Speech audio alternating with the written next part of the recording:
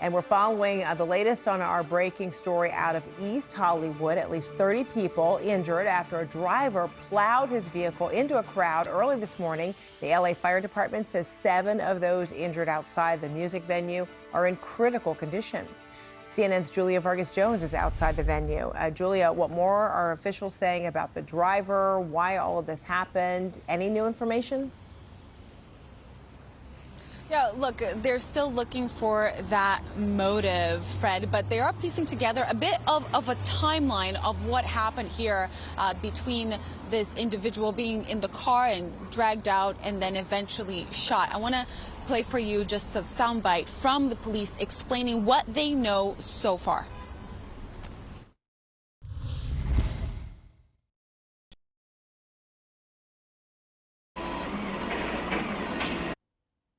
The driver of that vehicle was pulled out and a physical altercation ensued where the bystanders were physically assaulting him. During that altercation, somebody produced a firearm and shot that driver of the vehicle. The driver was transported to a local hospital in unknown condition. The shooter in this situation is still outstanding, and we consider him armed and dangerous.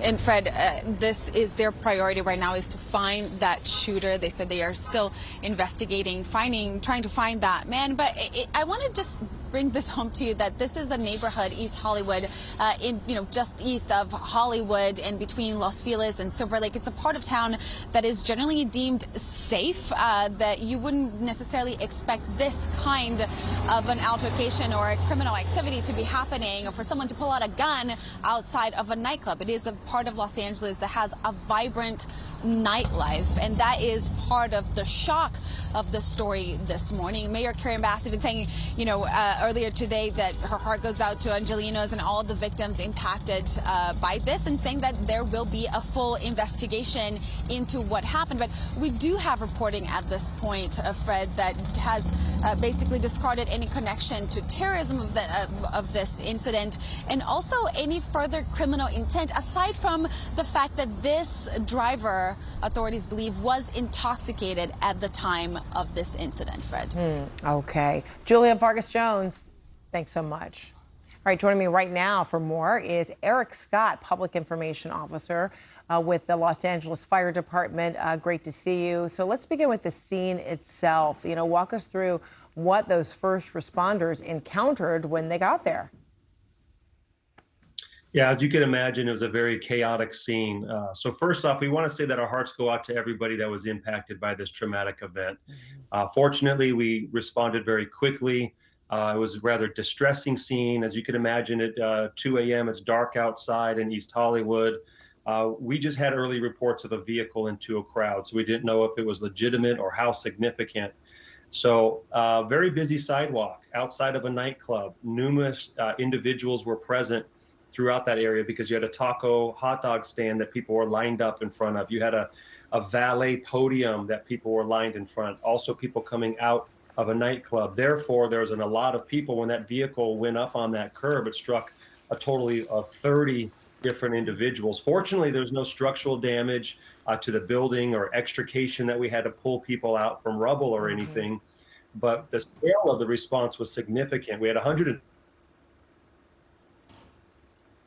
and find out those that were most significant and in immediate need and treat them, and then transport them to the appropriate different hospitals based upon what their injuries were.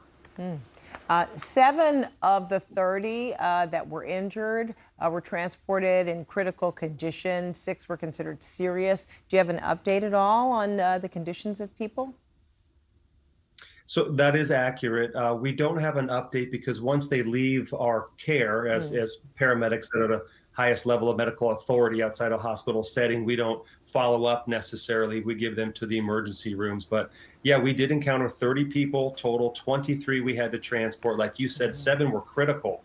So when you think of just a massive blunt objects hitting people, from contusions, abrasions, some significant injuries to those 7 individuals. 6 were serious, 10 were transported in fair condition, and then 7 of those 30 actually said, we're okay, they're declining transport after we evaluated them. But we had to work real close with LAPD as well to secure the scene.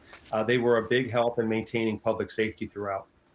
So in all the frenzy, from this morning, paramedics, realized that they actually had a gunshot victim in the mix as well from a secondary assessment, of the driver.